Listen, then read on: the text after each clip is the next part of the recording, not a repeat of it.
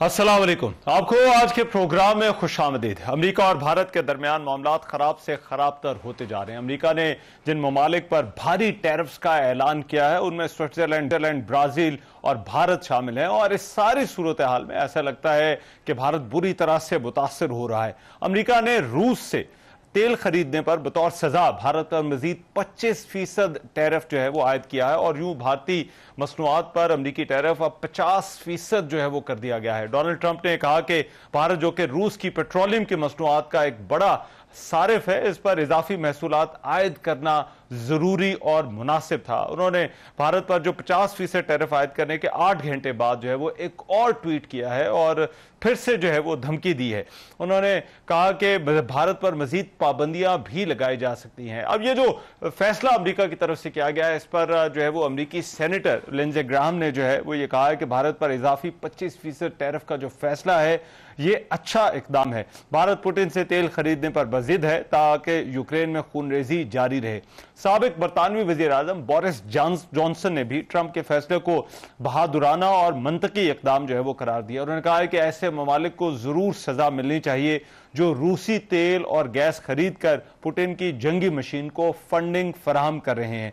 इन फैसलों के जवाब में भारत के वजीर आजम नरेंद्र मोदी ने कहा है कि वो मुल्क के मफादात पर समझौता नहीं करेंगे, लेकिन राहुल गांधी जो हैं उन्होंने मोदी पर सख्त तनकीद करते हुए कहा है कि ट्रंप के 50% के टैरिफ के बाद अब वक्त आ गया है कि नरेंद्र मोदी हुकूमत जो है वो छोड़ दें। भारतीय वजारत खारजा ने अपने एक बयान में कहा है कि यह इंतहाई अफसोसनाक है, और जिस तरह से अमेरिका ने भारत के खिलाफ इजाफी टैरिफ जो है वो आयद किए हैं। अब हिंदुस्तानी एक्सपोर्टर्स ने भी यह खबरदार किया है कि अमेरिकी जो इकदाम है वो हिंदुस्तानी बरामदात के लिए जो है वो एक शदीद धचका है, और इससे अमेरिकी मार्केट में जो उनका जो शेयर है वो बुरी तरह से मुतासर हो सकता है। उनका ये बताना है कि लोगों को नौकरियों से जो है वो हाथ भी धोना पड़ सकता है, और ये कि तकरीबन 55% तरसीलात बराह रास्त मुतासर होंगी। भारतीय सनती हुकाम का कहना है कि अगर नई हुकूमत इमारात के जरिए ये दबाव कम ना हुआ तो टेक्सटाइल और गारमेंट्स की जो बरामदात है उनमें कमी आ सकती है।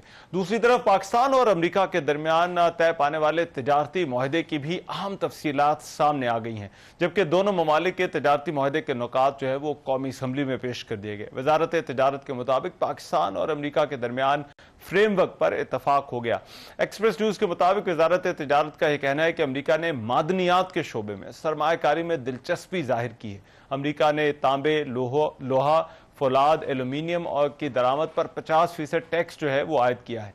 वजारत तजारत ने यह भी बताया कि वजीर खजाना की सरबराही में जो स्टेयरिंग कमेटी है उसने 3 नुकाती हिकमत अमली वजह की है, जबकि विफाकी वजीर तजारत जाम कमाल ने अमरीकी टैरिफ से मुतालिक जवाब कौमी असम्बली में पेश करते हुए यह भी कहा कि अमरीकी टैरिफ आयद होने से पाकिस्तान को $1 अरब का नुकसान नहीं हुआ।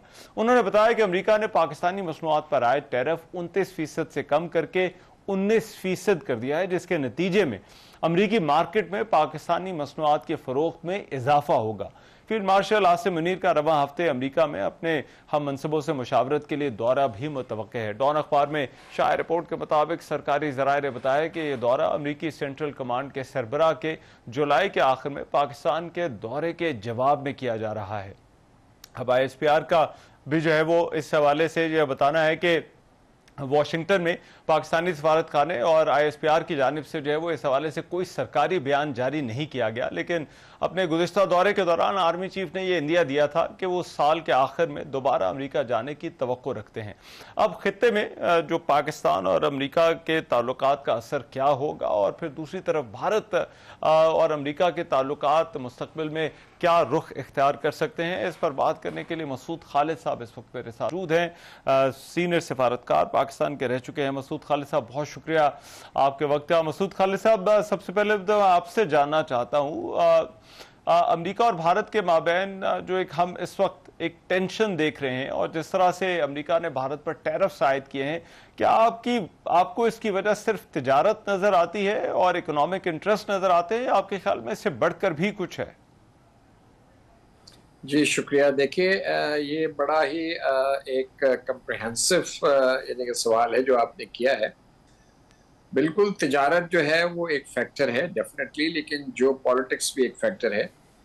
जो इंडिया की ये पॉलिसी रही है जिसको वो कहता है कि स्ट्रेटेजिक ऑटोनॉमी, यानी कि वो जो चाहे हर एक के साथ ताल्लुकात रखे irrespective of its own relations with a particular part at the expense of other. अब उसमें यह है कि इन्होंने पिछले एक दिहाई से ज़्यादा अमेरिका और इंडिया के ताल्लुकात में बहुत कुर्बत पैदा हुई। बाइडेन एडमिनिस्ट्रेशन के दौर में इसको मजीद तकवीत मिली। ट्रंप के पहले दौर में भी क्या कहते हैं जो है इसको काफ़ी मजबूत बनाया गया। अब ये जो दूसरा इनका स्टेंट शुरू हुआ है ट्रंप साहब का, इसमें इन्होंने ये जो एक बड़ा स्टेप लिया है कि 50% टैरिफ जो है वो लगाया है। अब इसमें इसको आप जरा इस पैराए में देखिए कि इंडिया जो है ब्रिक्स का एक फाउंडिंग मेंबर है, रशिया है, उसमें चीन है, साउथ अफ्रीका है और ब्राजील है। अब उन्होंने ट्रंप साहब ने ये भी कहा कि ब्रिक्स जो है वो ये कोशिश कर रहा है कि जो ब्रिक्स कंट्रीज हैं, जो मेंबर्स हैं, वो डॉलर से हट के अपनी रिस्पेक्टिव करेंसीज में भी तजारत करें।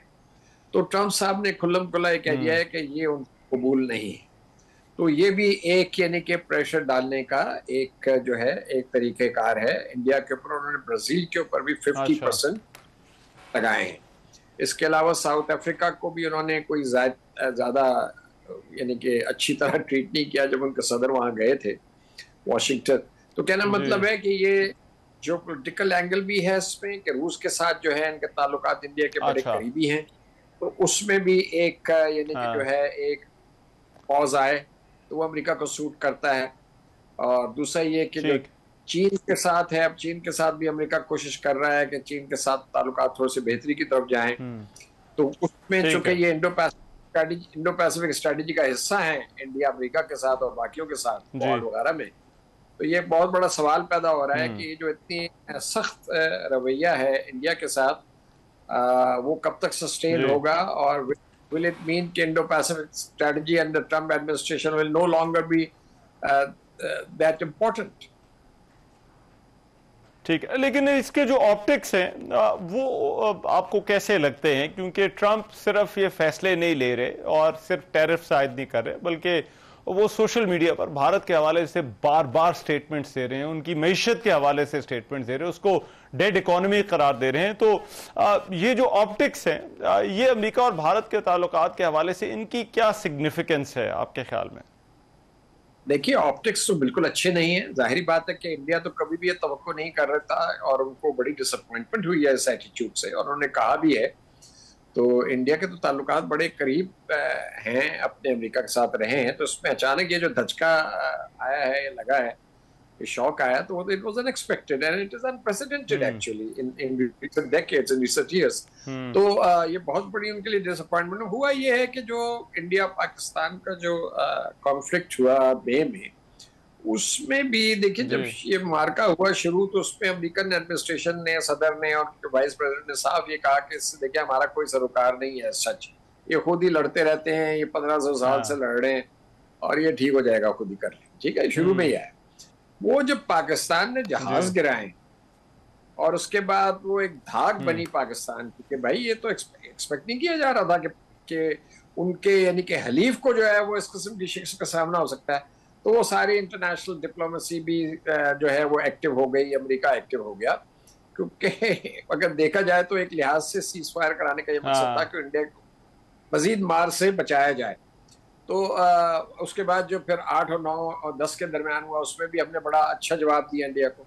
तो पाकिस्तान की धाक बैठ गई और वो इंडिया की जो स्टैंड थी अमेरिका की नज़र में भी, बाकियों को छोड़िया, वो कम हुई और उनका नैरेटिव नहीं बिका। उन्होंने कहा कि वो धमाके में जो था वो पाकिस्तान बॉल था, तो वो सारी चीजें चली नहीं, ठीक है ना। तो इंडिया अमेरिका की जो थिंकिंग थी उसमें चेंज आई। उन्होंने कहा कि ये बाइडेन एडमिनिस्ट्रेशन ने पाकिस्तान को बिल्कुल नजरअंदाज किया, हमें इसको रिविजिट करना चाहिए इस पॉलिसी को। फिर वो जो हमने फ्यूजिटिव जो था वो टेररिस्ट हैंड ओवर किया था, जो कांग्रेस में सदर साहब ने पाकिस्तान का नाम लेके क्या कहते हैं पाकिस्तान की तारीफ की थी, तो वहां से शुरुआत हो गई थी। तो हमारे लिए एक अच्छी विंडो है रीसेट करने की रिलेशनशिप। लेकिन अब ये है कि देखना ये है कि अमेरिका और इंडिया के ताल्लुकात कहाँ तक जो है वो आगे चलते हैं, मतलब खराबी जो है वो रुक जाएगी, इसको किया जाएगा। लेकिन ऑब्वियसली इंडियन प्राइम मिनिस्टर और इंडियन सरकार जो है वो तो बहुत ही अंडर प्रेशर है, डोमेस्टिकली भी और इंटरनेशनली भी। और उनको उन्होंने ठीक। कैलकुलेट किया ये सारा एडवेंचर मिस एडवेंचर। उन्होंने पाकिस्तान की जो कैपेबिलिटी थी, कैपेसिटी थी, उसको भी यानी कि मिस जज किया, अंडर एस्टिमेट किया। तो अब मेरा ख्याल है कि उनको अंदाजा हो जाना चाहिए। मसूद खालिद साहब, लेकिन इसमें पाकिस्तान के हवाले से एक जो बहुत अहम बात है वो ये कि पाकिस्तान और अमेरिका की ये जो नई रिलेशनशिप है, इसकी बेसिस तिजारत और इकोनॉमी और एक ऐसी रिलेशनशिप, इसकी जो बुनियाद है उसको करार दिया जा रहा है जिसकी बेस उस तिजारती डील के ऊपर है। आप लेकिन पाकिस्तान और अमेरिका के दरमियान हमेशा से एक जो रिलेशनशिप की नेचर रही है वो एक सिक्योरिटी उसमें प्रायोरिटी होती थी, फोकस होता था। आपके ख्याल में ये सिक्योरिटी से इकोनॉमी की शिफ्ट मुमकिन होगी पाकिस्तान और अमेरिका के दरमियान? देखिए बात यह है कि अमेरिका सुपर पावर है, तो अमेरिका तो हर चीज को जियो पॉलिटिकल, जियो स्ट्रैटेजिक, सिक्योरिटी एंगल से भी देखता है। पाकिस्तान की अपनी अहमियत है इस रीजन में। अफगानिस्तान में पाकिस्तान जो था वो अमेरिका का हलीफ था। अभी भी अमेरिका ये चाहता है कि पाकिस्तान जो है वो अपना रोल प्ले करता रहे अफगानिस्तान की सिचुएशन को स्टेबलाइज करने में, ताकि वहां पर ये जो मिलिटेंट्स हैं और टेररिस्ट दोबारा सर ना उठा सके। तो जाहिर बात है ये तो इनका इंटरेस्ट है। लेकिन ये जो तिजारत का प्लेटर है ये अच्छा है इन द सेंस कि देखिए अमेरिका अभी भी हमारी सबसे बड़ी एक्सपोर्ट मार्केट है, ठीक है ना। हमारी सबसे ज्यादा एक्सपोर्ट्स वहां हो रही है, हमारा ट्रेड सरप्लस है उनके साथ, लेकिन इतना नहीं जो कि इंडिया का है। तो और ये जो 19% टैरिफ है, मेरा अपना ख्याल ये कि इसका जो इतलाक होगा पाकिस्तान के ऊपर बहुत ज्यादा, मेरा नहीं ख्याल कि कोई बहुत ज्यादा एडवर्स इफेक्ट होगा। तो लेट्स सी, मतलब फॉर अस वक्त के साथ पता लगेगा। लेकिन ये जो नई जो पेशरफ्त हो रही है या नजर आ रही है कि अमेरिका इंटरेस्टेड है यहाँ पर मिनरल्स की माइनिंग में और ऑयल एंड गैस में, तो ये अच्छा है। लेकिन ये जरा लॉन्ग टर्म प्रोजेक्ट्स होते हैं और कैपिटल इंटेंसिव प्रोजेक्ट्स होते हैं ये, इसमें इन्वेस्टमेंट होती है, इसमें टाइम लगता है डिगिंग में, ऑपरेशन में। लेकिन ये एक अच्छी बात है, अमेरिका की टेक्नोलॉजी है, अमेरिका के पास कैपिटल है, अमेरिका की कंपनीज बड़ी हैं। तो लेट्स सी, ये अच्छी इब्तिदा है। इसके अलावा क्रिप्टो करेंसी में हो रहा है वो भी देखिए, उसमें भी कुछ शायद आगे की तरफ बात बढ़े। ओवरऑल मैं कहना ये चाह रहा हूँ कि देखिए हमारा अमेरिका के साथ हमारे ट्रांजैक्शनल रिलेशनशिप रही है, no doubt, and ups and downs बहुत आते रहे। तो हमें ये देखना चाहिए कि जो चीज इस मुल्क की इकोनॉमी के मुफाद में है उसको आगे लेके हमने कैसे चलना है अमेरिका के साथ मिलके, तो वो हम करें। और बाकी चीजें जो हैं वो इससे ये होगा कि पाकिस्तान की अहमियत बढ़ेगी। चीन के साथ हमारे पहले से बहुत अच्छे ताल्लुकात हैं, स्ट्रेटेजिक ताल्लुकों के साथ भी हम ताल्लुकात बढ़ा रहे हैं इसी पैक के जरिए। अमेरिका के साथ भी ताल्लुकात बेहतरी कर रहे हैं, तो पाकिस्तान का रीजन में ओवरऑल प्रोफाइल जो है वो आगे बढ़ेगा। राइट, बहुत शुक्रिया। मसूद खालिद हमारे साथ मौजूद थे, साबिक सफीर, बात कर रहे थे पाकिस्तान अमेरिका ताल्लुकात और दूसरी तरफ भारत और अमेरिका के ताल्लुकात के हवाले से। प्रोग्राम में एक ब्रेक शामिल करें, वापस आते हैं इस ब्रेक के बाद।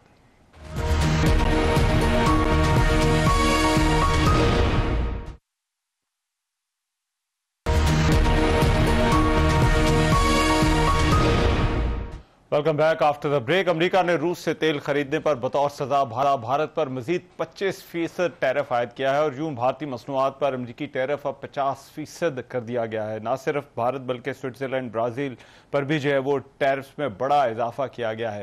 भारत जो कि रूस की पेट्रोलियम मसनूआत का एक बड़ा सारिफ है, उस पर इजाफी महसूलात जो है वो आयद किए गए हैं और अमेरिकी सदर ने इसके अलावा ये भी कहा है कि जो है वो मजीद भी इक़दाम इस हवाले से उठाए जा सकते हैं और भारत पर मजीद पाबंदियां भी लगाई जा सकती। लेकिन अमेरिकी जो टैरिफ्स हैं उन्होंने इस वक्त पूरी दुनिया की मईशतों को जो है वो हिला कर रख दिया है और इसके असरात क्या होंगे, किस तरह से ये दुनिया की मईशतों को और ख़ास तौर पर जो पाकिस्तान से जुड़े हुए जो मामलात हैं, पाकिस्तान की मईशत से जुड़े हुए मामलात और उस पर किस तरह से असरअंदाज हो सकते हैं, इस पर बात करने के लिए डॉक्टर खाकान नजीब सब मेरे साथ मौजूद है, माहिर मईशत हैं, उनसे इस हवाले से बात करते हैं। डॉक्टर खाकान नजीब, बहुत शुक्रिया आपके वक्त का। डॉक्टर खाकान नजीब, सबसे पहले तो ये जो भारत के हवाले से इक़दाम उठाए गए हैं और जिस तरह से टैरिफ्स जो है वो 50% कर दिए गए हैं, आपको इसकी वजूहात क्या नजर आती हैं? और पाकिस्तान के हवाले से जो टैरिफ्स हैं और भारत के हवाले से टैरिफ्स हैं, अब उनका कंपैरिजन आप किस तरह से करते हैं?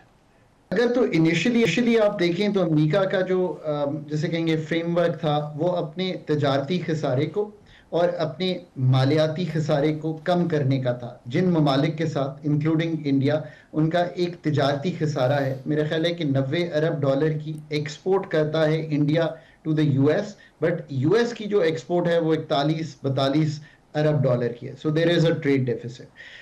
इसको कम करने का था, बट आई थिंक जैसे जैसे चीजें अनफोल्ड की हैं, ये जो स्पेसिफिक टू इंडिया है, ये उनको एक तरह से सैंक्शन किया है उन्होंने कि वो जो इंडियन खरीदते हैं जो तेल रशिया से, और उस तरह से उनका ख्याल है कि वो वॉर फंड होती है, और उन्होंने एक इमरजेंसी, नेशनल इमरजेंसी को यूज किया है 50% तक जाने के लिए। 21 दिन के बाद ये जो 25% का भी टैरिफ है, पहले भी उन्होंने ये 25% जब लगाया, this is higher than Cambodia, Vietnam, Pakistan, Indonesia, Bangladesh, which are around 19-20%, and Japan and South Korea around 15%, and UK of course at 10%. So उन्होंने जब ये टैरिफ लगाया तो ये एक हायर टैरिफ था पहले भी, अब चूंकि एक एग्रीमेंट नहीं हुआ तो उसको 50% कर दिया गया। So it will impact their gems and jewelry, their electronics, their textile, 10 Arab dollar की वो टेक्सटाइल की करते हैं, their machinery exports, so all kinds of goods exports जो हैं वो उससे hurt होंगी। अब क्या they have to come to some kind of reconciliation, because otherwise तो एक्सपोर्ट भी और ओवरऑल जीडीपी भी जो इंडिया का है वो हिट होगा। क्या वो इस पे आ जाते हैं इस वक्त कि नहीं? लेट्स होप कि ये चीजें कैसे अनफोल्ड करती हैं हम एग्जैक्टली तो नहीं कह सकते। हमारा एक कंपेटिटिव बिहेवियर है उनके साथ टेक्सटाइल एंड गारमेंट्स में, लेदर एंड फुटवेयर में, और इसमें हमें एक बहुत बड़ा एडवांटेज मिल जाता है कि हम एक अपैरल की स्पेशल मार्केट जो इंडिया के पास है, अगर उनका टैरिफ कुछ अर्सा ये रहता है तो हम उसको कैच करने की, उसको कैप्चर करने की कोशिश कर सकते हैं। पाकिस्तान के लिए ये डील जो है न्यूट्रल टू गुड है, और ये मैं इसलिए कहता हूं कि हम 19% पे हैं, बाकी ये जो सारे ममालिक जिनका मैंने जिक्र किया ये 20% के करीब हैं। पर गुड इसलिए है कि ये फ्रेमवर्क एक लार्जर है और इसमें एक ट्रेड की बात और इसमें इन्वेस्टमेंट की बात साथ साथ हो रही है, यानी कि जो एनर्जी रिसोर्सेज हैं पाकिस्तान में, उसकी एक्सट्रैक्शन में यूएस का आना। अभी एक टेंडर खुला हुआ है ऑनशोर का, मेरा ख्याल है 25 अक्टूबर तक आपको पता चल जाएगा। पर ये चीजें इतनी सादा नहीं है। अभी हमने देखना है कि चाइना पे क्या टैरिफ बनता है, उधर उन्होंने 90 दिन की एक एक्सटेंशन दी है। उससे जो रूल्स ऑफ ओरिजिन है, क्या हम मैन मेड फाइबर चाइना का यूज कर रहे हैं तो हम पे 19% ही टैरिफ लगेगा या फर्क होगा, ये भी सामने आएगा। So things have to still unfold. Pakistan has done, as I said, neutral to good framework. अब एक डिमांड कंप्रेशन भी होगा। देखिए ना रहमान भाई, उनके लिए जो यूएस में पाकिस्तान से 9.8% टैरिफ पे चीजें मंगवा रहे थे, अब वो 19% पे मंगवा रहे हैं। तो चीजें 8-10% जब महंगी हुई हैं तो पार्टली ये प्रोड्यूसर देगा, पार्टली ये मिडलमैन देगा, पर इन दी एंड तो ये रिटेलर ही देगा, जो रिटेल से खरीदेगा, जो यूज करेगा, जो एक स्टेप अप होगा। इससे हम इमेजिन करते हैं कि एक डिमांड कंप्रेशन होगी।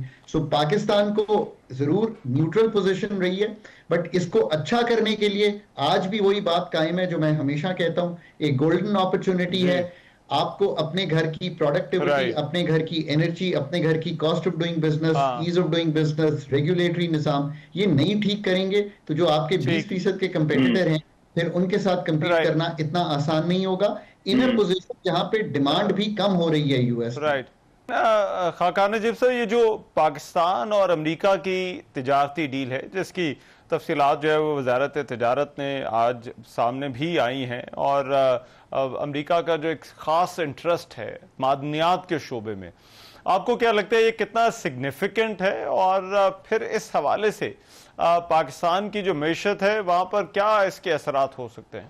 श्योरली पाकिस्तान की एक्सेस टू मार्केट्स अगर बेहतर होती है, अगर पाकिस्तान 19% टैरिफ पे है, कंपेटिटर्स के साथ है, इंडिया चाइना से बेहतर है, तो मार्केट कैप्चर कर सकता है। पर हैविंग सेड दैट, पाकिस्तान इसको एक लार्जर फ्रेमवर्क में देख रहा है, एक इन्वेस्टमेंट फ्रेमवर्क में देख रहा है। सो लेट्स होप कि जो कंपनीज ने आके onshore offshore drilling both petroleum products की भी और शेल गैस की भी, जिनके रिजर्व्स अब पता ये चल रहा है कि जो 2015 का शायद एक यूएसएड का सर्वे है, उसके मुताबिक वाफिर मिकदार में हैं पाकिस्तान में। सो उसमें से हम आगे कैसे बढ़ते हैं। बट सर्टेनली ये जो 19% की डील है, ये कोई फुल एंड फाइनल नहीं है। पाकिस्तान में भी आई थिंक उनकी शायद 4200 टैरिफ लाइंस पर मराद दी हैं। मेरा ख्याल है उनको पीटीए भी करना पड़ेगा उनके साथ। ये सारी चीजें अभी अनफोल्ड होनी है आने वाले दिनों में। फिर इस डील की और डिटेल्स कैसे निकलती हैं, हमने उनको क्या टैरिफ लाइंस हैं जिसपे ईज ऑफ किया है, और उनकी जो 1.5-2 अरब डॉलर की इंपोर्ट है वो कैसे बढ़ती है, और पाकिस्तान की जो 5 से 7 अरब डॉलर की एक्सपोर्ट है उसमें मार्केट एक्सेस के साथ हम कैसे बढ़ते हैं। अपॉर्चुनिटी यही है कि टाइम है, स्पेस है।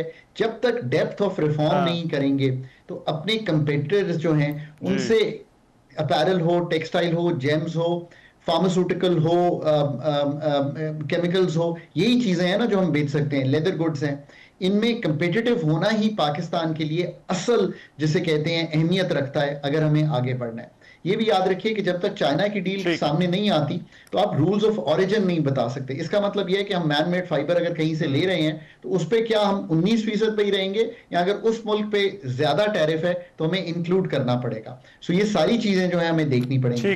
पाकिस्तान की डील को अगर 2 लफ्जों में एक्सप्लेन करूं तो ये न्यूट्रल टू गुड डील है पाकिस्तान के लिए। We are not worse off than anyone, we are better off a bit, but good in the sense कि ये फ्रेमवर्क एक लार्जर फ्रेमवर्क है और एंगेजमेंट एक लार्जर एंगेजमेंट है जिसका हम फायदा उठा सकते हैं as we move forward. But ये भी याद रखिए कि अभी भी आपके पास जीएसपी प्लस में भी एक 8-10% का एडवांटेज है यूरोप का, उसका भी फायदा उठाने के लिए जब तक घर ठीक नहीं करेंगे, productivity, energy, cost of doing business, regulatory environment, skilling of the labour force, ये सब काम अब बहुत अहम हो गए हैं। पहले से भी अहम इसलिए हो गए हैं कि जिस मार्केट में बेच रहे हैं उस मार्केट में एक कंप्रेशन आ रही है, बिकॉज एक स्टेप अप हो गया टैरिफ, यानी कि एक टैक्स लग गया, आप समझे, उनके कंज्यूमर पर। They have to pay an extra 10% to get things from Pakistan. If they have to pay an extra 10% तो वो कम करेंगे। So you have to become better in your products, you have to lower your cost of doing business to sell all these products. ये है असल situation Pakistan. इस advantage को use करना चाहिए और जो स्ट्रेटेजिक पार्टनरशिप यूएस के साथ है उसका फायदा उठाना चाहिए। जो फॉरेन पॉलिसी का एडवांटेज मिला है पाकिस्तान को आफ्टर 10th में, उसका फायदा उठाना चाहिए पाकिस्तान को।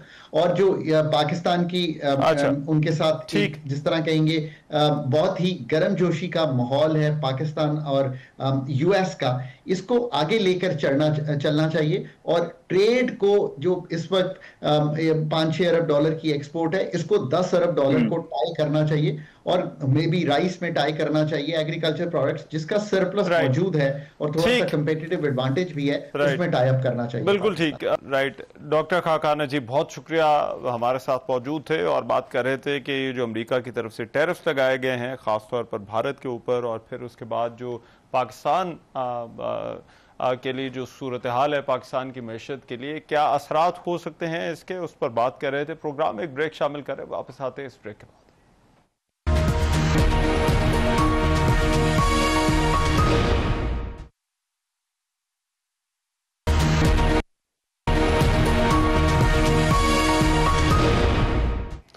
Welcome back after the break. Pakistan Tehreek Insaf ने एहतजाज के लिए नई तारीख दे दी है। हलीमा खान का कहना है कि इमरान खान ने एहतजाज के लिए 14 अगस्त की तारीख दी है और कहा है कि उस दिन सब लोग बाहर निकले। उन्होंने ये भी कहा कि इमरान खान का कहना है कि पाकिस्तान तहरीक इंसाफ ज़िमनी इंतखाबात में हिस्सा नहीं लेगी। एक्सप्रेस न्यूज के मुताबिक अन्य 129 से ज़िमनी इलेक्शन के लिए 25 उम्मीदवारों ने कागजात नामजदगी जमा कराए थे और एतराज़ दूर होने पर हमाद अजहर के कागजात भी मंजूर हो गए थे। हुकूमती नुमाइंदों ने पाकिस्तान तहरीक इंसाफ की 14 अगस्त की एहतजाज की कॉल को अफसोसनाक करार दिया और कहा है कि इस बार जश्न आज़ादी पर किसी सियासी जमात को रुकावट डालने की इजाज़त नहीं दी जाएगी। लेकिन साथ ही साथ वज़ीर कानून आज़म नज़ीर तारड़ ने अपोजिशन को एक बार फिर मुज़ाकरात की दावत देते हुए पीटीआई को नाअहली के खिलाफ अदालतों से रुजू करने का मशवरा दिया है। कौमी असम्बली में खिताब करते हुए उनका यह कहना था कि असम्बली चलाने, माहौल बेहतर बनाने और कानून साजी के लिए अपोजिशन हमारे साथ मिलकर बैठे। उन्होंने कहा कि इस हवाले से वज़ीर आज़म की हिदायत भी हैं। नाम गुज़िश्ता रोज़ रहनुमा पीटीआई उमर अयूब ने कहा था कि आज़म नज़ीर तारड़ संजीदा नहीं, कठपुतलियों से मुज़ाकरात नहीं करेंगे। आज चेयरमैन पीटीआई बैरिस्टर गौहर ने कहा कि कॉम्प्रोमाइज का लफ्ज हमारी डिक्शनरी में नहीं। उन्होंने कहा कि 50-50 केसेस एक एक कारकुन पर हैं। एक तरफ कायमा कमेटियों की चेयरमैनशिप, वजारतें और केसेस खत्म करने की पेशकश हो और दूसरी तरफ केसेस हैं। उन्होंने ये भी कहा कि हम इस पार्लियामेंट का हिस्सा रहेंगे और ज़िमनी इलेक्शन से पहले जो है वो उससे मुतालिक बानी पीटीआई के साथ बात करेंगे। पाकिस्तान तहरीक इंसाफ अब मुश्किलात तो हैं, लेकिन ये जो एक एहतजाज की नई कॉल है और फिर पार्लियामान के अंदर जो तहरीक इंसाफ को मुश्किलात हैं उस पर जो है वो पार्टी क्या सोच रही है, पार्टी किस तरह से इन मामलात को आगे बढ़ाना चाहती है, इस पर बात करने के लिए पार्टी के मरकजी सर इत्तलात जनाब शेख वकास अकरम साहब इस वक्त मेरे साथ मौजूद हैं। उनसे इस हवाले से बात करते हैं। शेख साहब बहुत शुक्रिया आपके वक्त का। शेख साहब सबसे पहले ये जो ज़िमनी इंतखाबात में हिस्सा ना लेने का फैसला किया गया, आपके ख्याल में ये पार्टी ने ये फैसला क्यों किया है? इमरान खान साहब ने अभी जो हालिया और मोस्ट रिसेंट पैगाम जो आया है और वो ट्वीट किया गया है इमरान खान साहब के अकाउंट से, उसमें ये वाज़ेह कह दिया गया है कि आप ज़िमनी इलेक्शनों में हिस्सा न लें, इसलिए कि ये जो ज़िमनी इलेक्शन है ये इस इलेजिटिमेट सिस्टम को जो है वो लेजिटिमाइज करेंगे, just because you will be accepting the whole system and being part of it, वो ये समझते हैं। और दूसरा, on the other hand, form 47 का चर्चा तो आपने सुना है और अब हमें ये भी बताया जा रहा है कि शायद फॉर्म 45 की परफेक्शंस भी कर ली गई हैं। तो एक खान साहब की जाती राय जो है, ऑब्वियसली वो हमारे कायद हैं, जो उनकी राय है वो हमारे लिए हुक्म का दर्जा रखती है, वो ये राय रखते हैं और यही पार्टी की पॉलिसी होगी और यही पार्टी का स्टांस है, जो खान साहब का स्टांस है। और खान साहब ने कह दिया है कि इस इलिजिटिमेट सिस्टम के अंदर आप का ना हिस्सा बने। तो पार्टी के जो लोग हैं वो इन इलेक्शनों में पार्टिसिपेट नहीं करेंगे। जो सीटें हमसे छीनी जा रही हैं, जो सीटें हमसे डाके की सूरत में ली जा रही है, और खान साहब का हुक्म है सर इस पे, तो इसके बाद तो हम इस पे कुछ सोचने वाली बात है नहीं। जब खान साहब ने अंदर से कहा कि भेज दिया कि कोई हिस्सा नहीं लेगा, तो फिर पॉलिटिकल डिस्कशन खत्म हो जाती है पार्टी के अंदर इस पर। लेकिन शेख साहब, तहरीक इंसाफ पार्लियामान का तो हिस्सा है और वहां पर अब जो तहरीक इंसाफ की प्रेजेंस है या नुमाइंदगी है, क्या उस हवाले से भी कोई हिदायत आई है? बिल्कुल अपना किरदार अदा करती रहेगी, पार्टी हिस्सा है। देखें, पार्लियामानी पार्टी जो है वो किसी भी पार्टी को, उसकी तंजीम को वजन देती है, नेशनली इंटरनेशनली जो है आपकी चीजें जो है वो हाईलाइट होती हैं, एक्सेप्टेंस होती है जब आपकी पार्लियामेंट्री प्रेजेंस होती है। तो वो ऑलरेडी मौजूद है। 8 फरवरी में इन्होंने कितना बड़ा डाका मारा, जाली मैंडेट है इनके पास, मगर उसके बावजूद भी कुछ लोग जो है उनको ये ना हरा सके और वो वहां पे आके बैठ गए हैं। वो इमरान खान साहब के लिए, इमरान खान साहब के बाकी जो असीर हैं उनकी पार्टी के, उनके लिए सिस्टम की आवाज के खिलाफ आवाज उठाते रहेंगे और वो वहां पे रहेंगे अनलेस एंड अनटिल खान साहब डायरेक्ट्स अदरवाइज। अच्छा, और शेख साहब, मुज़ाकरात की भी आपको पेशकश हुई है। वफाकी वजीर कानून आज़म नज़ीर तारड़ ने एक मरतबा फिर से कहा है कि अपोजिशन आए, बैठे, बात करें कि मामलात को किस तरह से आगे चलाना है। आपके ख्याल में क्या कोई इम्कान है जहां हुकूमत और अपोजिशन की बात हो सके? खान साहब इस पर भी बड़े क्लैरिटी दे चुके हैं। अभी जो कल मुलाकात हुई है, वो कहते हैं कि जिस वक्त भी हम किसी पीसफुल प्रोटेस्ट की तरफ जाते हैं, आईनी एहतजाज का हक इस्तेमाल करने लगते हैं, उस वक्त ये कंफ्यूजन पैदा करने के लिए इस किस्म की ऑफर्स जो है वो मार्केट में फ्लोट कर देते हैं। If they were serious about मुज़ाकरात, तो खान साहब के हुक्म पे जो मुज़ाकराती कमेटी बनी थी, जिसकी पहली, दूसरी और तीसरी नशिस्त का पाकिस्तान तहरीक इंसाफ हिस्सा बनी, जिसमें हमारी एक वाज़ेह डिमांड थी कि आप सीनियर जजेस पे मुश्तमिल एक जुडिशल कमीशन बनाएं जो 26 और 9 के वाकयात का असल अहाता करे और फिर वो जो है जिम्मेदारान का तयन करे। एक नोटिफिकेशन करना था इन्होंने, जुडिशल कमीशन बनना था, उसमें हक सच जो है वो सामने आ जाता, मगर हुकूमत ने हिपोक्रेटिकली हमें एंगेज रखा और तीसरी नशिस्त के बाद Pakistan Tehreek Insaf has to pull out of those negotiation. So कोई ये नहीं कह सकता कि इमरान खान साहब की पार्टी ने नेगोशिएशन से भागी है। इमरान खान साहब की पार्टी, हालांकि स्टैंड हमारा यही है कि ये दो हमारे मैंडेट चोर हैं, इनके साथ हम नहीं बैठ सकते, मगर पाकिस्तान के मुस्तकबिल के लिए, जमहूरियत के लिए 26 और 9 के हकायक सामने लाने के लिए खान साहब ने ये भी एक्सेप्ट किया कि ठीक है, आप इनके साथ मुज़ाकराती कमेटी में बैठे, कि ऐसा ना हो कि कल ये नफरत इतनी ज्यादा हो जाए पब्लिक और इदारों के दरमियान कि ये सिस्टम बिल्कुल ही, ये मतलब है कि स्टेट जो है वो किसी उस तरफ न चली जाए, कलैप्स की तरफ न चली जाए। तो उसके लिए हमने पहल की, मगर आगे से हमें कोई वो नहीं मिला। तो अब तो ये फिर बल्कि इनका भांडा फूट गया। पहले ही हमें कहते थे कि मुज़ाकरात की टेबल पे आते नहीं है, जब आए तो ये भाग गए। सो हमने दुनिया के सामने इनको एक्सपोज कर दिया। अब तो ये खामखा, उस वक्त कहाँ थे तारड़ साहब जब मुज़ाकरात के लिए हम बैठ गए थे? उस वक्त कहाँ थे? कमेटी का हिस्सा थे। Why didn't he play his role? So इसी तरह ही है जी, मुज़ाकरात से हम कभी नहीं भागे, मगर मुज़ाकरात किस लिए? खान साहब ने अपनी राय की तो कभी बात नहीं की। खान साहब तो हमेशा ये कहते रहे हैं कि जो असीर है, जो नाजायज नाहक अंदर है, उन सबको बाहर आना चाहिए, और 9 मई की हकीकत, CCTV फुटेज सब सामने आनी चाहिए। लेकिन शेख साहब, कोई उम्मीद है आपको कि रिलीफ मिले अदालतों से? और खास तौर पर ये जो लोग, जो पार्लियामेंटेरियंस हैं जिन्हें सजाएं हुई हैं, तो आपको लगता है इनको कोई रिलीफ मिल सकता है अदालतों से? के अलावा जी किसी से अब उम्मीद नहीं रहेगी इस सिस्टम के अंदर। हम बड़े मायूस हुए हैं अदालती फैसलों से, गो कि हमारी जंग जारी रहेगी। अच्छा। ये स्ट्रगल जारी रहेगी। ये स्ट्रगल जो है हक के लिए, सच के लिए, आइन की बालादस्ती, rule of law, democracy, human rights के लिए है। ये अपनी जगह पर जारी रहेगी, मगर अदालती फैसलों ने जिस तरीके से इंसाफ और कानून और आइन का मजाक उड़ाया है, हम तो बड़े मायूस हैं और बड़े दुख से कहते हैं। और हम कहते हैं कि ये टाइम है कि judiciary should stand up to these forces. ये जो फसाई हुकूमत की फोर्सेस हैं, इनके खिलाफ इनको खड़ा होना चाहिए और इंसाफ के मुताबिक फैसले करें।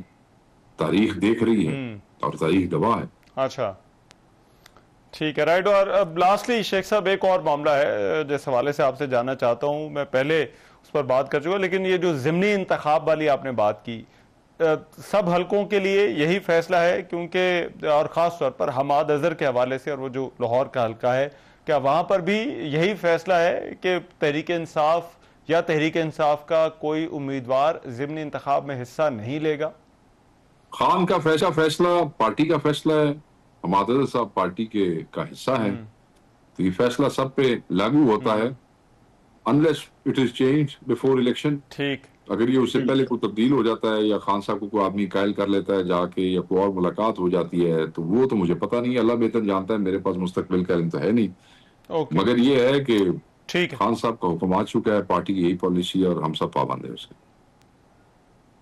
राइट, बहुत शुक्रिया। शेख वकास अकरम साहब हमारे साथ मौजूद थे और बात कर रहे थे तहरीक इंसाफ से जुड़े मामलात पर। प्रोग्राम में एक ब्रेक शामिल कर रहे हैं, वापस आते हैं इस ब्रेक के बाद।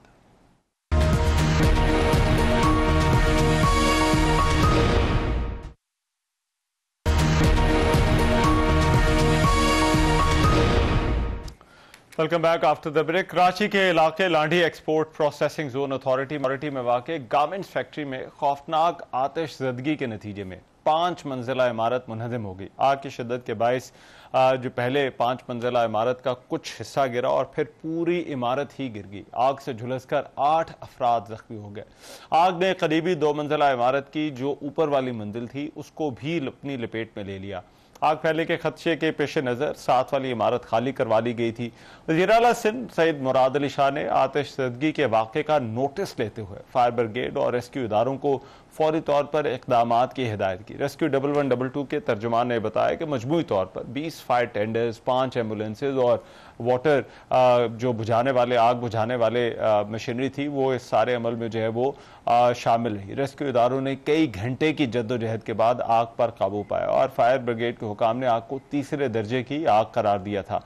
मुतासरा फैक्ट्री में पुराने कपड़े की प्रोसेसिंग का जो है वो रिसाइकलिंग का काम होता था और आग लगने के वक्त फैक्ट्री में खवातीन समेत मुलाजिमीन की एक बहुत बड़ी तादाद मौजूद थी, जिन्हें रेस्क्यू इदारों ने बर वक्त इमारत से जो है वो निकाल लिया था। अब कराची में ये इस तरह से आग लगने का कोई पहला वाक़या नहीं है, बहुत सारे वाक़यात हो चुके हैं। और ख़ास तौर पर ऐसे इलाके जहाँ पर जो है वो इंडस्ट्रियल जोन में जो है और जहाँ पर जो है वो इस तरह से जो लेबर काम करती है, वहाँ पर इस तरह के वाक़यात कराची में बहुत से पहले भी हो चुके हैं और फिर मुख्तलिफ हादसात का सबब भी बन चुके हैं, जिनमें कई कीमती जानें भी ज़ाया हुई हैं। कराची की इमारतों के हालात भी मखदूश रहे हैं और उस हवाले से भी काफ़ी ज़्यादा जो है वो बात हो चुकी है। मेरा ख्याल है इस वक्त ज़रूरत है कि एटलीस्ट ये जो बिल्डिंग कोड्स हैं, एक तो उनकी जो इम्प्लीमेंटेशन है उसको यकीनी बनाया जाए और कोशिश की जाए कि ख़ास तौर पर ऐसी जगहें और ऐसे इलाके, ऐसी इमारतें जहाँ पर जो है वो लेबर काम करती है, वहाँ पर एटलीस्ट जो है वो इनको फॉलो किया जाए ताकि किसी भी किस्म के हादसात से मुस्तकबिल में बचा जा सके। आज के प्रोग्राम से इतना ही। मेज़बान पैमाना से कोई इजाज़त दीजिए, अल्लाह ने के बाद।